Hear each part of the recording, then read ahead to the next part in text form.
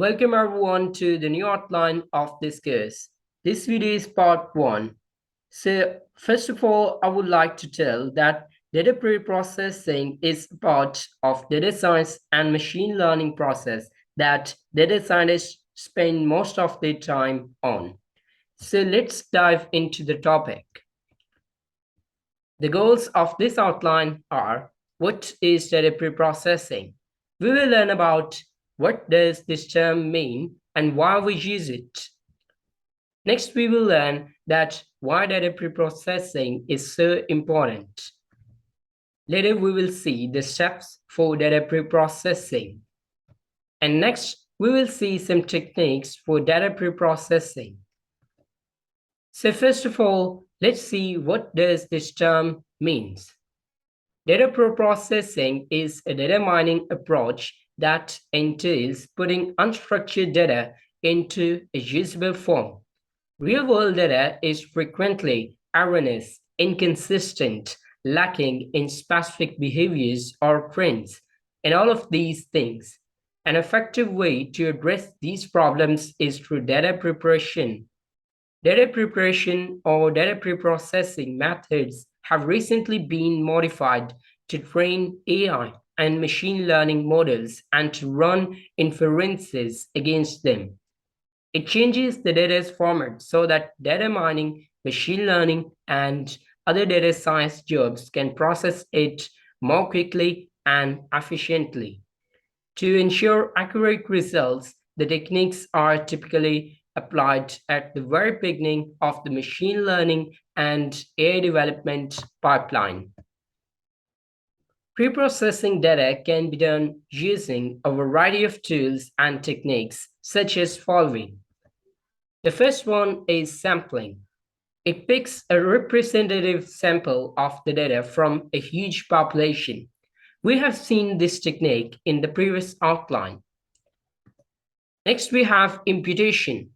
It fills up missing values with statistically significant data. We have used this technique so many times in the previous outlines. Later, we have denoising. It's about removing noise from data such as mistakes and outliers, which we have done in the outline of outliers. Next, we have transformation. It's about modifying raw data to create single input. Later, we have feature scaling. Feature scaling is to limit the range of variables so that they can be compared appropriately. Now let's move forward. You might be wondering that why we do data preprocessing. So real-world data is messy and frequently produced, processed, and stored by a variety of people, business procedures, and software programs. A data set may therefore be incomplete, contain manual input errors, contain duplicate data. It may lack attribute values or use several names to represent the same thing. The most effective way to display data for machine learning and deep learning algorithms is to highlight the key information needed to solve an issue. Raw data is recognized into a format that is suitable for specific kinds of algorithms with the aid of feature engineering techniques that involve data wrangling, data transformation, data reduction, feature selection, and feature scaling. As a result, it will take much less time and the pre-processing resources to train a new machine learning or artificial intelligence system or to perform an inference against it. Now let's see the key steps in data pre-processing. These steps are the most important one and suitable for beginner. So first of all, we have data profiling. It's about examining, evaluating, and reviewing data in order to compile statistics regarding its quality. It begins with an analysis of the properties of the current data. Second, we have data cleaning. Here, the goal is to identify the simplest way to address quality issues, such as removing inaccurate data, completing data gaps, or generally ensuring that the raw data is appropriate for feature engineering. Next, we have the step of data reduction.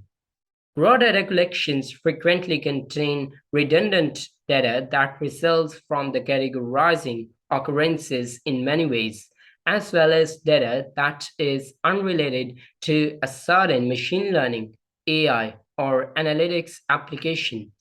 Principal component analysis and the other data reduction techniques are used to simplify the raw data so that it's more acceptable for specific use cases. Next, we have data transformation. Here, data scientists consider how various aspects of the data should be arranged to make the goal as clear-cut as possible. This might involve organizing unstructured data, integrating relevant variables where it makes sense, or selecting crucial ranges to concrete on.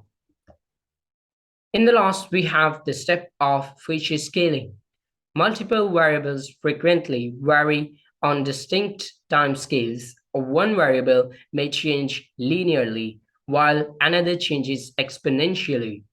As an example, a salary may be expressed in thousands of dollars while an individual's age is shown as a number in the double digits. The data is transformed by scaling in a way that makes it simpler for algorithms to identify a significant relationship between variables. Now, what are the techniques for data preprocessing? Data scientists will always need to use certain preparation methods when working with real world data to make the data more useful. These methods will make it easier to incorporate it into machine learning algorithms, make it simpler to avoid overfitting, and provide a better model. Now that we have that out of the way, let's go over these strategies we will be learning in this outline. So first of all, we have the technique of data transformation, which changes the data's format, is one of the most important phases in the pre-processing phase.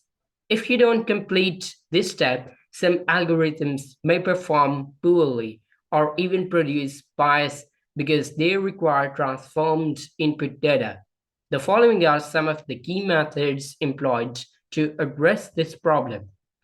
So first of all, we have transformation for categorical variables. Next, we have min-max scalar or normalization. Then we have the technique of standardization.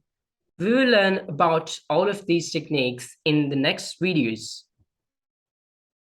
Now, good luck. See you next time.